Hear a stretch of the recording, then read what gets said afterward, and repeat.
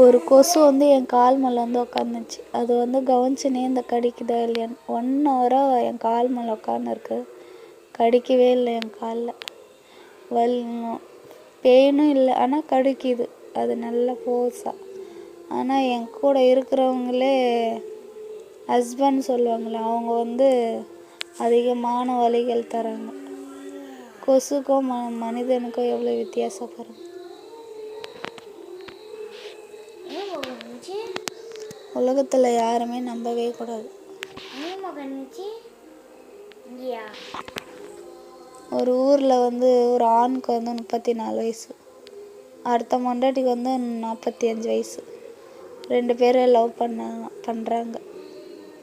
புனிதமான காதல். அவளுக்கு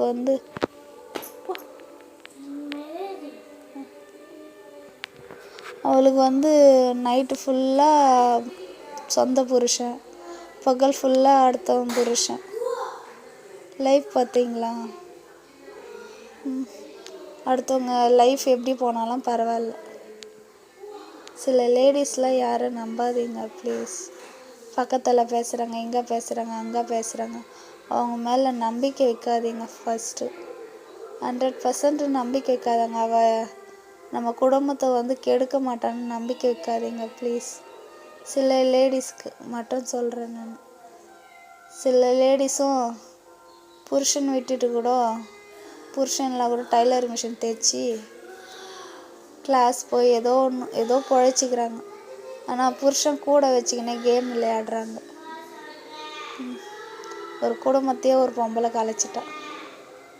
வேண்டிக்குங்க நீங்களும், சரிங்களா? குடும்பத்தை கலைச்சவளோ கடவுள் சும்மா விடக்கூடாதுன்னு வேண்டிக்குங்க ப்ளீஸ் எனக்காக.